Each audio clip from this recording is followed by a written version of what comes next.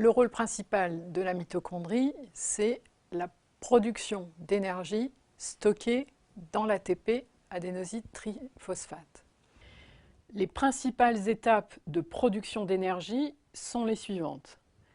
Premièrement, pénétration des produits de la digestion alimentaire dans le cytosol. Deuxièmement, ces produits de digestion sont de nouveau digérés, les acides aminés et les sucres en pyruvate, les lipides en acides gras. Et ces produits de digestion, pyruvate et acides gras, sont ensuite de nouveau dégradés dans la mitochondrie pour produire des électrons qui sont convertis en énergie. Cette énergie est stockée sous forme de liaison phosphate dans l'adénosine triphosphate ou ATP. L'ensemble s'appelle respiration cellulaire parce que cette succession d'étapes va consommer de l'oxygène, va produire du gaz carbonique et des molécules d'eau. Sur le plan moléculaire, tous les éléments nécessaires, le pyruvate, les acides gras, l'adénosine diphosphate, les ions phosphate, viennent du cytoplasme et sont transportés dans la matrice de la mitochondrie. Dans la matrice, le pyruvate et les acides gras sont dégradés et les produits de dégradation entrent dans le cycle de Krebs. Le cycle de Krebs, c'est une suite de réactions enzymatiques qui aboutit à la formation de gaz carbonique et la fixation d'électrons et d'atomes d'hydrogène sur deux enzymes qui sont dans la matrice. Et ces enzymes vont perdre leurs nouveaux électrons et leurs atomes d'hydrogène dans la chaîne respiratoire de la mitochondrie. La chaîne respiratoire de la mitochondrie, c'est un ensemble de protéines très complexes situées sur la membrane interne de la mitochondrie. Chaque mitochondrie contient des milliers d'exemplaires de la chaîne respiratoire.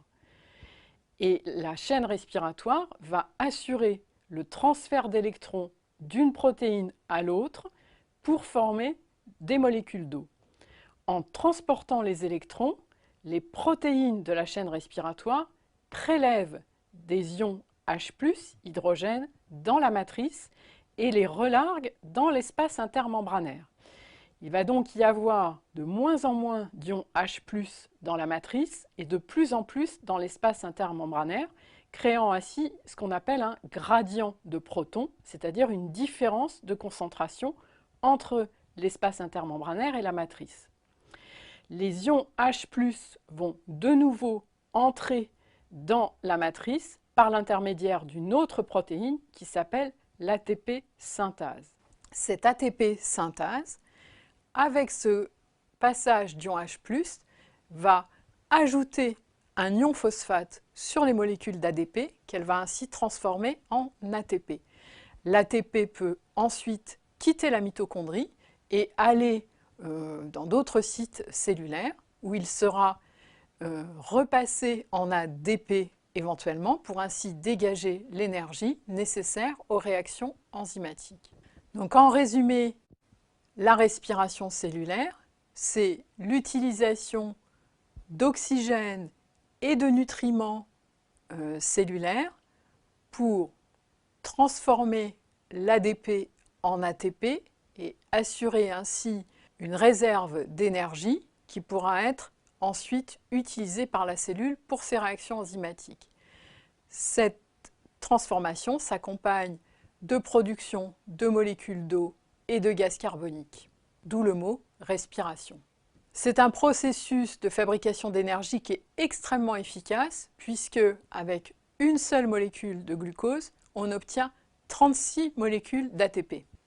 Le grizzly, en hibernation, va utiliser ce processus de respiration cellulaire. Il va consommer ses graisses pour apporter les nutriments dans le cycle de Krebs et alimenter la respiration cellulaire, ce qui va permettre non seulement d'apporter l'énergie pour maintenir la vie, mais aussi de fabriquer des molécules d'eau qui vont l'empêcher de se déshydrater.